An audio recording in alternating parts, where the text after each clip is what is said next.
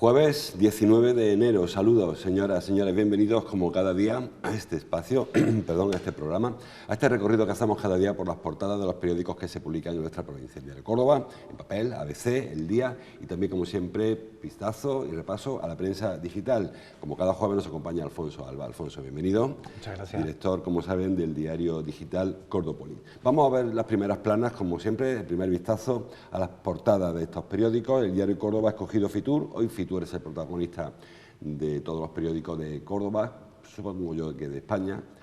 Córdoba promociona en Fitur sus atractivos turísticos nocturnos, ya se nos anunció. Córdoba es más, noche también, y ayer pues se pasó buena parte de las presentaciones en la oferta turística nocturna buscando las pernoctaciones.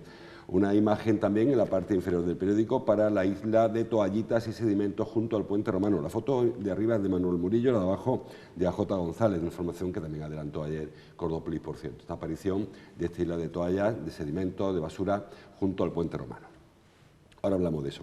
El diario ABC habla del caos en el tráfico ferroviario, el caos que afecta a miles de pasajeros en Córdoba. Luego, en la versión digital ya habla de que se solucionó el caos y que ya ha vuelto a la normalidad. Saben que fue a consecuencia de una avería en la línea del AVE, a la altura de Toledo, provincia de Toledo, que ha provocado la interrupción de muchos servicios porque había que utilizar una sola vía. Saben que hay dos en el AVE para que se crucen y hubo que usar una y eso obligó a modificar todo tipo de trayectos. La foto para Delgado Vizcaíno, Cobap se une a la granadina, la foto de abajo me refiero, se une a la granadina Alba y manejará el 90% de la producción láctea andaluza. Entre el 88 y el 90, según qué periódico leamos, es la producción láctea que manejarán entre la cooperativa de Los Pedroches y la cooperativa de Albolote, entre Cobap y Alba. El diario El Día abre con ese asunto, precisamente Cobap se alía con otra entidad, con Alba, con la cooperativa Alba, para gestionar el 88% de la leche andaluza.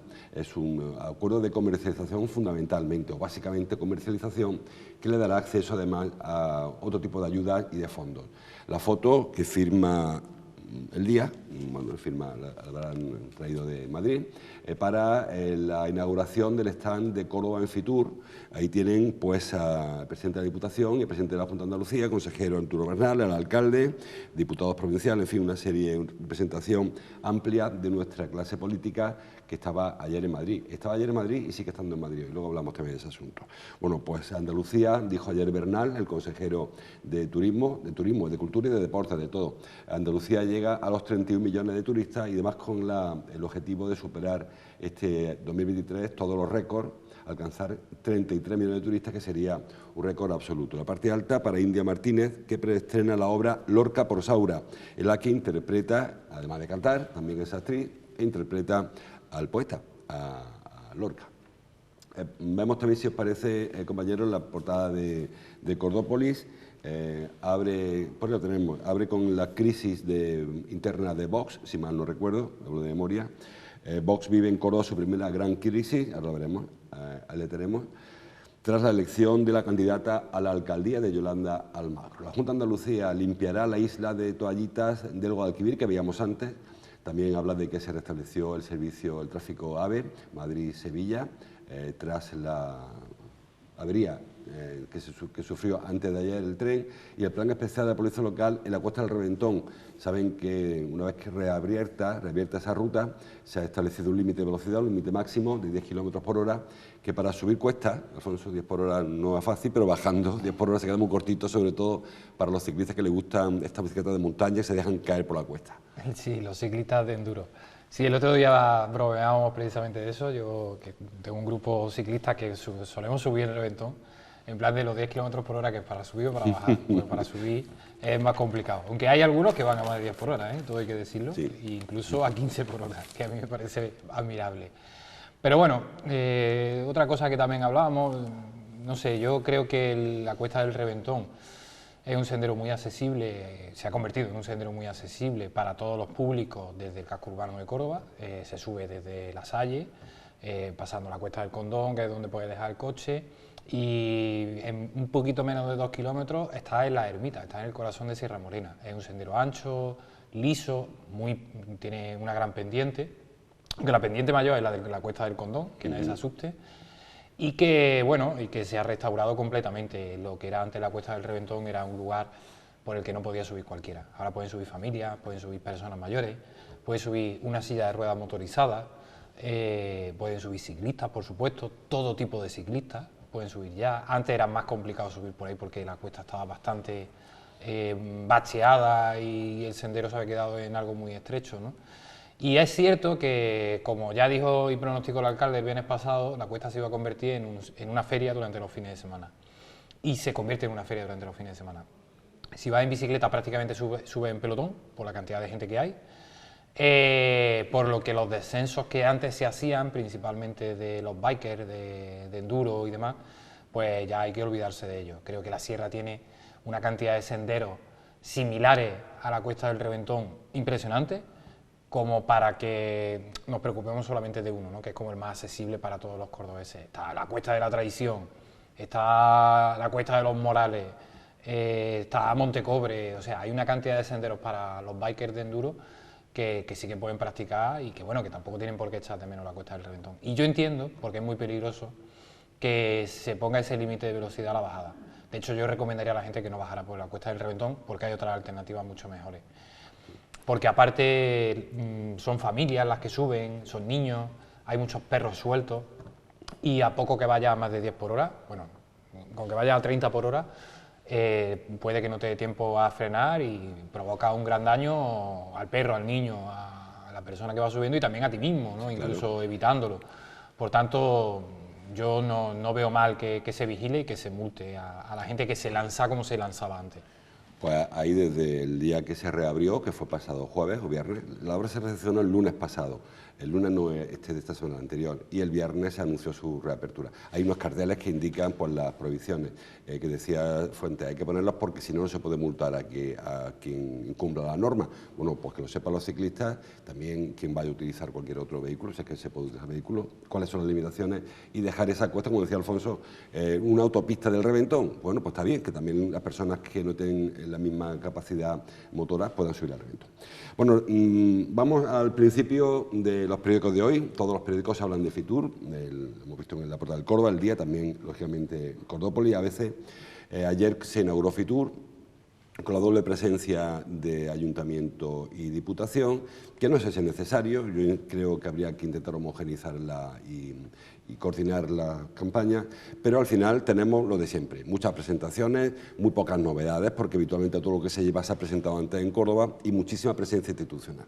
Sí, y aparte dos están separados. Además, bastante separados. Muy separados, de hecho, en el pabellón de Andalucía está la provincia de Córdoba y luego en otro lugar está la ciudad de Córdoba con su stand propio. Este que estamos viendo, el del patio, es el del stand de Córdoba, que tampoco es muy original. El patio repite del año pasado prácticamente y tenemos ahí concejales de Ayuntamiento, Isabel Albaz, Torrico, el alcalde, también está Antonio Álvarez, y está también una regadora, y Mariana Aguilar, y la estamos regando, y bueno, ahora veremos también veremos el stand del Patronato Provincial de Turismo.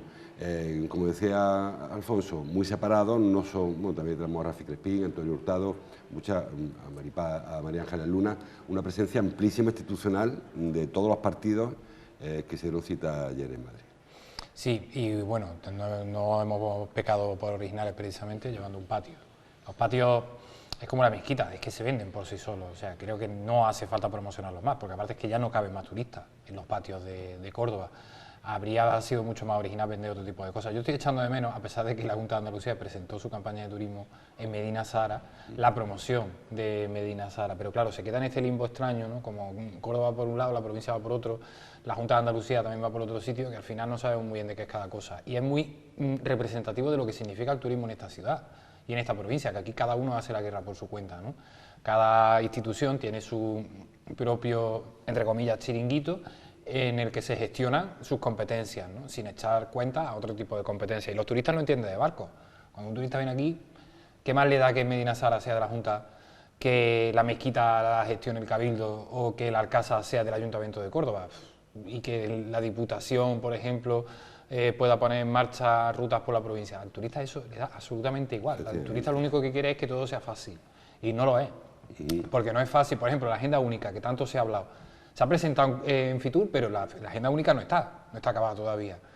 El turista lo que quiere, por ejemplo, es que facilitar a la hora de comprar entradas. Pues mira, pues yo con la entrada de la mezquita, que tengo un descuento en Medina Sara, eso es imposible. Pues mira, con la entrada de Medina Sara, pues puedo entrar también al Alcázar. Absolutamente imposible y totalmente descartado. Creo que ejemplifica mucho el caos del turismo que se vive aquí. Y luego, también creo que nos faltan ideas. Ha funcionado muy bien el espectáculo nocturno del Alcázar, ha sido un tremendo éxito, y como ha sido un tremendo éxito, es lo que llevamos a Fitur, ¿no? Bueno, creo que deberíamos vender lo mismo o pensar en nuevos productos, ¿no? Sí. Yo recuerdo Fitures antiguos, del año Catapum, por ejemplo, en el que se presentó la aerolínea Flysur, y se presentó allí, y nadie sabemos muy bien de qué se trataba, ¿no? Os recuerdo también Fitures muy antiguos, de cuando en la Plaza Mayor de Madrid hubo un espectáculo ecuestre que tanto llamó la atención al mundo entero, ¿no? Porque para ir a Fitur tienes que ir con algo muy, muy, muy gordo y con algo muy, muy, muy, muy llamativo, porque si no, no dejas de ser una motita de polvo más en el paisaje de toda España, porque no olvidemos que allí están todos los alcaldes de España durante estos 3 días presentando su historia. De España y del mundo, porque allí hay el pabellón, los pabellones de la izquierda son los nacionales, pero a la derecha te encuentras el turismo colombiano, el de la isla de Bali y el de Sumatra, o sea que la competencia es feroz. Yo ayer comentaban que va a haber en Andalucía, en el stand del pabellón que lo hemos visto ya, por cierto, de la Junta de Andalucía, 3.000 encuentros comerciales. Si se hacen las cuentas de lo que cuesta, lo que se invierte en Fitur, para conseguir 3.000 entrevistas, nos merece más la pena invitarlo al Meliá Castilla y darle de comer y tratar allí. O sea, que creo que lo que tú decías es que hay muchísima oferta al mismo tiempo, muchos turoperadores, muchas personas que van a contratar paquetes, pero que eso hay que hacer durante todo el año. Pretender en Fitur hacer negocio, contactos, no digo yo que no, pero el negocio no creo que se haga allí. Es verdad que estamos abusando quizás en estos últimos tiempos del contacto virtual, y de vez en cuando desvirtualizarte no viene mal, ¿no? Pero todo a la vez, todo dentro de un orden, ¿no? Yo creo que Fitur tiene que transformarse también, y ya esto no es una cosa de Córdoba, ni mucho menos, esto es el concepto de la Feria Internacional de Turismo de Madrid. Al principio, acuérdate, cuando íbamos a los Fitures de hace 20 años, los stands estaban llenos de flyers y demás, que íbamos recogiendo, y luego te volvías con una mochila llena de iban a Fitur con una maleta, iban, sí. Y entonces todo eso, pues tú ya más o menos te organizabas tus vacaciones, organizabas las vacaciones, los turoperadores, más o menos tenía más sentido, ¿no? Hoy día, que todo es virtual y que todo es a través de un teléfono móvil y demás, creo que tiene bastante menos sentido tener 3.000 encuentros. Puedes tener 3.000 encuentros virtuales, puedes tomarte una cerveza con 3.000 personas, no sé, pero eso de tener ya 3.000 encuentros creo que está un poco pasado de moda. Y Fitur debería convertirse en algo distinto, en algo mucho más llamativo, vanguardista, ¿no? ¿Para qué quiere Andalucía un pabellón gigantesco en Fitur? Para poder acoger y abrazar a todos los alcaldes, que todo el presupuesto que tienen del año en turismo en su ayuntamiento se lo van a gastar allí en Fitur. ¿Tiene eso sentido? Pues mira, una campaña de turismo del ayuntamiento de Palenciana, lo mismo tiene más sentido gastarse ese presupuesto en otra época del año, donde sí que va a impactar más que gastártelo todo en Fitur, entre billetes de AVE, hoteles y luego, en fin, todo lo que cuesta el montaje allí. Es más pensar a quién va dirigida la campaña, y acabamos con Fitur ya, porque como por ejemplo de Palenciana, si es que da el caso, el alcalde de Palenciana no pretenderá que vaya alguien desde Vigo a Palenciana a comer allí. Entonces, ¿por qué te vas a Fitur a vender Palenciana? Y repito, no sé si Palenciana está en Fitur, es un ejemplo. Creo que hay que saber dónde se pone el duro, ¿no? Si yo el dinero quiero traer turistas aquí, tendré que ir a mi nicho de turistas, no poner una feria mundial y competir Palenciana, con todo el respeto, con la oferta de Hawái. Cada uno tira para su sitio, pero no sé yo hasta qué punto la gente acudirá al stand de Córdoba a coger unos folletos de Palenciana o de la Matanza de Alcaracejos o del Starlight de Pozo Blanco o de lo que sea. Habrá algunos que tengan un poquito más de tirón, pero en general creo que no debe sacar mucho fruto de aquello. Yo me hago una pregunta, y a lo mejor me estoy metiendo en un jardín, pero ¿por qué el Cabildo no está en Fitur presentando la mezquita de Córdoba? Debemos darnos cuenta, es verdad que el no dinero hace falta. no le hace falta y que es dinero, su dinero, no es dinero público, ¿no? ¿Por qué no están allí?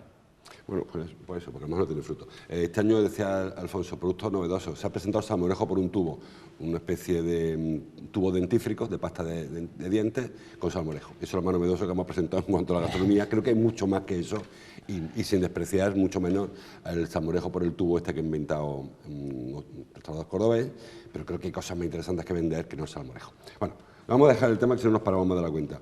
Publica hoy Adelante, el diario ABC, nos dice que poco a poco se ha ido haciendo el correcto de medios, la licitación de las primeras obras de la base logística. 2 días han tardado en coger el dinero y gastárselo, como dice el otro, porque había mucha prisa, la hay, y ya anunciaba esta mañana, repito, van a ir el resto de periódicos, CO2 Eco, se ha anunciado las primeras contrataciones. En principio se ha anunciado, no es que salga a concurso.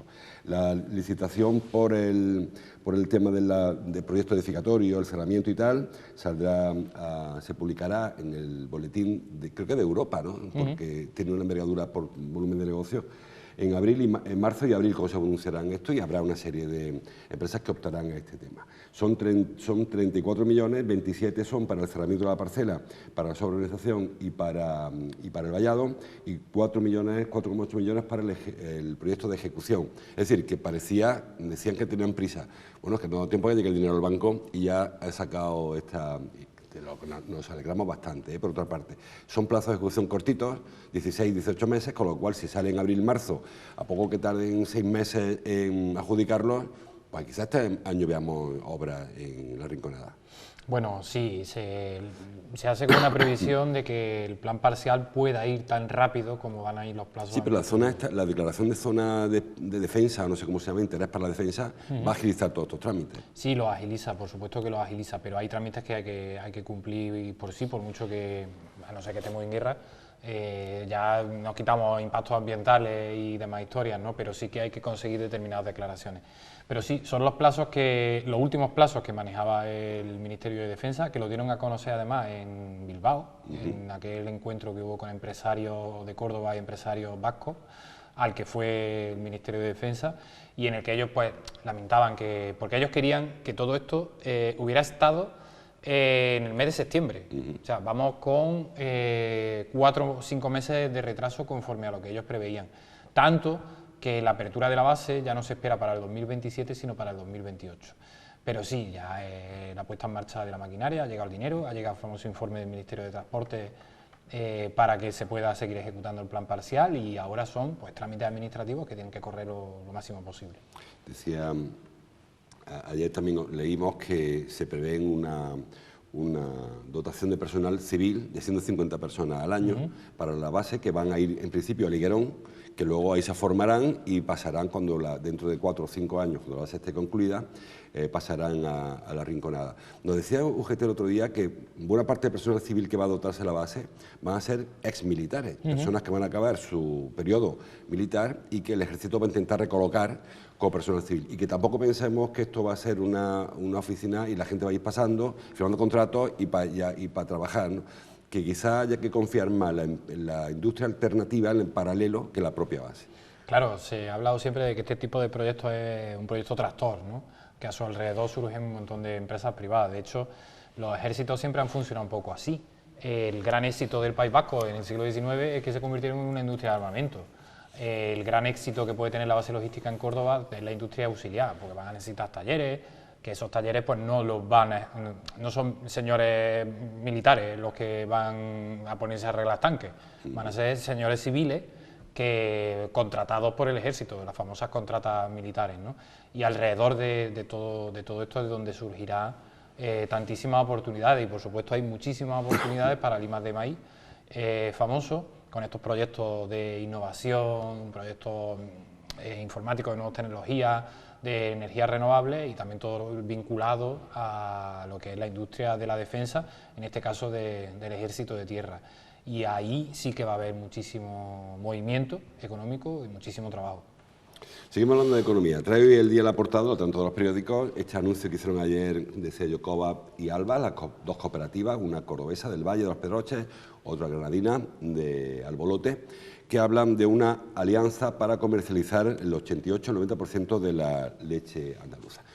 Bueno, me parece una buena noticia para la economía cordobesa que se garantice la viabilidad, entre comillas, o se fortalezca una empresa como Cova. Yo no soy amigo de grandes cooperativas, ya tuvimos la experiencia de Decop, recuerdas que pasamos de Hojiblanca a integrarnos en la cooperativa aquella, ha ido creciendo y desnaturaliza un poco también el campo, porque creo que no creo que la solución sea la atomización que teníamos hace unos años, pero de ahí a la grandísima cooperativa, que acaba siendo un oligopolio casi, controlando precios, controlando mercado, creo que hay fórmulas un poco más intermedias. Sí, desde luego que hay formas un poco más intermedias, pero al final el mercado tiende a concentrarse. Yo, mientras las cooperativas no pierdan su esencia, no tengo nada en contra en que se alíen entre ellas. Había una ley muy antigua, era consejero Isaías Pérez Saldaña, consejero de Agricultura, que las famosas cooperativas de primer grado, de segundo grado, incluso de tercer grado, ¿no? Y cómo, es lo que tú comentas, Decop no deja de ser una cooperativa de cooperativas. Dentro de Decop, pues hay un montón de cooperativas de la provincia de Córdoba, de... Pero es que Cordoliva ya eran una fusión de cooperativas, una cooperativa también de cooperativas, y cooperativas pasó a Hojiblanca, Hojiblanca a Decop, y al final no sabes a quién le estás comprando el aceite o claro, el agricultor es el que está vendiendo su aceite. La tendencia siempre tiende la tendencia de este mercado en el que vivimos y de este sistema económico tiende a ahorrar costes y simplificar, digamos, el proceso. En este caso, si las cooperativas se agrupan, la venta de su aceite de manera agrupada siempre va a ser más beneficioso para el resto de cooperativas que si cada una hace la guerra por su cuenta, ¿no? Claro. En el caso de la leche pasa algo parecido. Pero siempre que detrás estén los socios de la cooperativa, como en este caso pasa con Cova, Cova tiene 300 ganaderos, que son sus socios, y son sus accionistas, y Cova hace lo que dicen sus socios, no puede hacer otra cosa, ¿no? Entonces Cova siempre tiene que mirar por el bien del productor, siempre tiene que mirar por darle el mejor precio posible al productor lácteo. Por eso en Los Pedroches nunca hay manifestaciones de ganaderos, casi nunca hay manifestaciones de ganaderos, porque Cova se preocupa por eso. Pero son ellos mismos, claro. Claro, porque son ellos los que deciden el precio que tiene que tener su propia leche para luego además ser competitiva en el mercado. Ahora lo que hacen es que se asocian con la leche de Granada para tener todavía más volumen y a la hora de salir al mercado y las grandes superficies negociar mejor, ¿no? En el caso del aceite pasa 3/4 de lo mismo. Al final son los propios agricultores los más interesados en esto. El problema viene cuando todo esto se convierte en empresa. Y hay, bueno, en Cova ya hubo una intención de convertir Cova en una sociedad anónima, de hecho ya había hasta un reparto de acciones entre los cooperativistas y en algunos casos en el aceite de oliva también. Ahí ya sabemos que cuando ya esto forma parte de una empresa, es el mercado amigos, que diría Rodrigo Rato, y al final el precio te lo está poniendo la empresa, no lo pones tú. Por eso yo creo que muchas veces es importante, y en este caso yo estaba muy de acuerdo con esa ley de cooperativas, que no sé si sigue en vigor, pero si no, se habrá modificado levemente, pero que su fin último era intentar agrupar toda la producción para que no nos hiciéramos la guerra por nuestra cuenta y acudir al mercado internacional con toda la producción. Creo que la mayor cooperativa agroalimentaria que hay en España es Cova, no hay otra, y la segunda puede ser Decop o viceversa, ¿no? Y tiene mucho sentido. Lo que ha ocurrido, por ejemplo, volviendo a hablar del País Vasco, en la comarca esta de Mondragón, el Goibar, Eibar y demás, es el famoso modelo cooperativo de Fagor y todo esto. Y ellos sí que supieron revolucionar económicamente toda la zona, porque es que esas cooperativas tienen hasta una universidad, tienen una entidad de crédito, tienen economatos para los trabajadores, tienen absolutamente de todo. Los trabajadores tienen unas condiciones laborales que no tienen en ninguna otra empresa, mismos, claro, se las ponen ellos mismos, y es que no tienen en ninguna otra empresa y luego encima son muy competitivos en el mercado. Yo siempre creí mucho en el modelo cooperativo, lo que pasa es que es muy complejo. Sí, sí, el socio, trabajador, propietario, empresario es complicado. Bueno, pues le damos suerte a Cova y creo que es una buena noticia en principio para la economía cordobesa que Cova se fortalezca. Vamos con el tema, vamos el último ratito que nos queda. Trajo ayer Vox, Cordopolín, una primicia, adelantó una información sobre la crisis que se avecina en Vox. Ayer anunció Julián Urbano que dimitía, que presentaba su dimisión. Y hoy, pues bueno, también añade una reflexión acerca de esta primera crisis, motivada, como ya sospecharán, supondrán, por la decisión de la cúpula de Vox de nombrar a Yolanda Almagro candidata a Córdoba en lugar de Paula Badanelli, que era quien parecía que tenía más papel. Bueno, también se habló del propio Julián Urbano en su día. En Vox, por tradición, suele colocar al coordinador local ahí arriba, el 1 o el 2, con lo cual estaba entre Julián Urbano y Pablo Badanelli ahí empujando y se ha colado por medio Yolanda Almagro. Sí, la verdad es curiosa, es la primera gran crisis que vive Vox, que ya la ha vivido en otras provincias de España, no es algo raro, sobre todo por la configuración que tiene el partido. Es un partido muy presidencialista, de hecho el partido más presidencialista que hay en España, donde manda Madrid. Y el resto tiene que acatar. Abascal, manda Abascal y manda a la camarilla de Abascal, ¿no? Y en este caso el resto tiene que acatar. El propio Julián Urbano ayer, en declaración a La Voz de Córdoba, decía que bueno, que Vox era así y que ellos sabrán lo que han hecho. No criticaba el nombramiento de Yolanda Almagro, pero entre líneas sí que se podía llegar a entender que mucha gracia no lo había hecho, desde luego. Y tan poca gracia le ha hecho que ha dimitido. Él dice que es por motivos personales, profesionales, que es raro, ¿no? Que dimita a 4 meses de las elecciones municipales, en las que probablemente va a ser uno de los candidatos a esas elecciones. Y una semana después de que esta mujer que estamos viendo, Yolanda Almagro, pues se ha anunciado como cabeza de lista por Vox. Sí. También que no quiere ver causa-efecto, que no lo vea, pero yo creo que está claro. Esto es el acto de presentación del cartel del otro día, que por cierto coincidió, la vemos ahí, con Paula Badanelli, con José Ramírez, que también parece que es la línea de Abascal y Almagro, ¿no?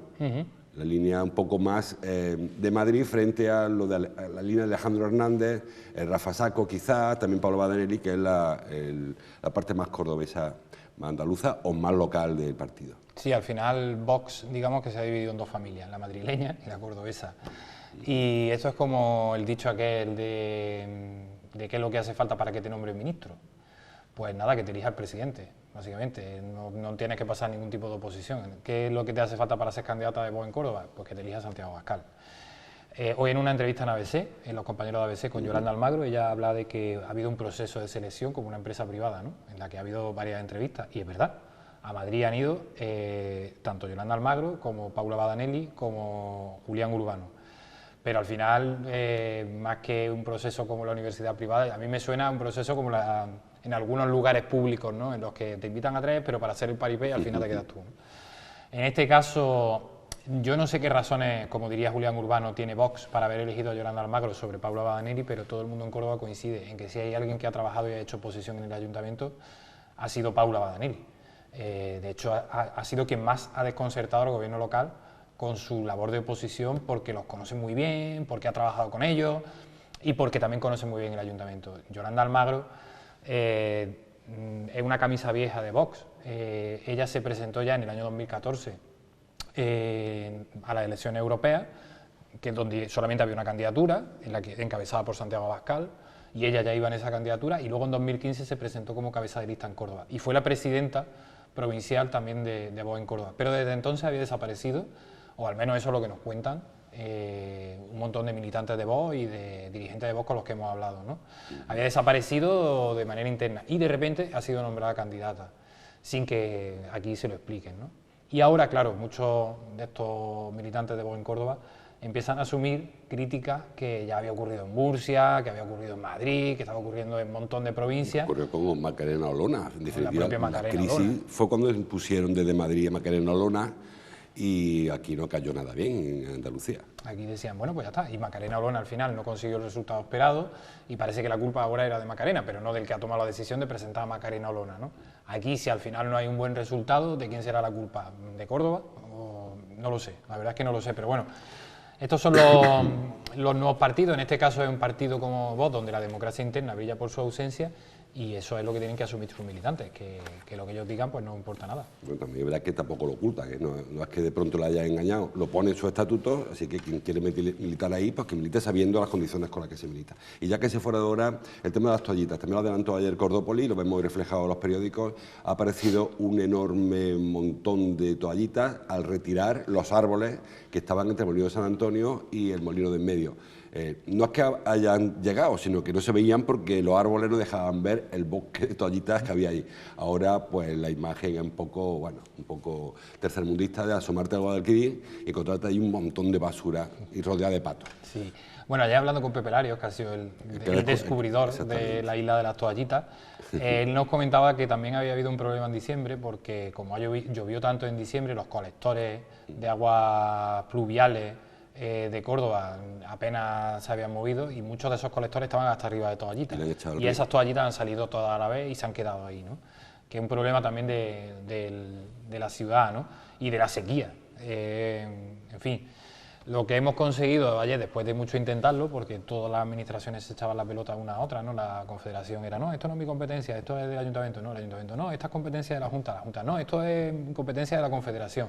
Finalmente es competencia de la Junta y sí que tenemos el compromiso, al menos verbal, que nos lo anunciaron ayer a última hora, de que van a limpiar esa asquerosidad porque en el lugar en el que está. Yo he pasado ahora con la bici viniendo aquí por el Puente Romano, me he asomado, he visto aquello y la imagen que da es bastante lamentable sabiendo ya que son toallitas.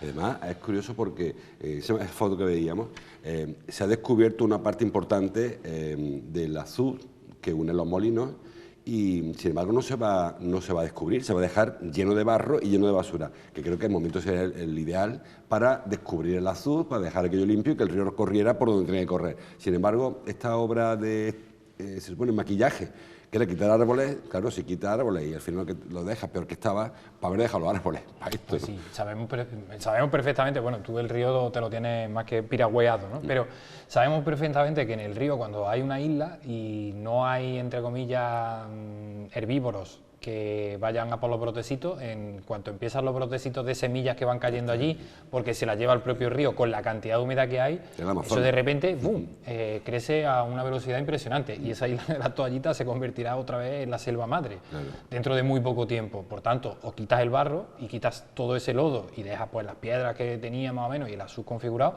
o vamos a estar limpiando dentro de 2 años. Pues dejarlo como estaba y que el río sea salvaje.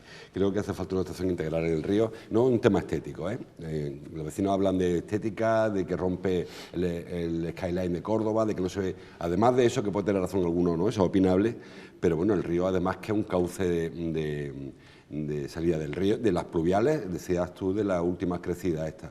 Es que este tipo de obstáculos reduce la capacidad del río y entonces elevan el agua, el nivel de agua y llega a inundar zonas porque el río está ocupado por toallitas o por guijarros o por árboles o por lo que sea.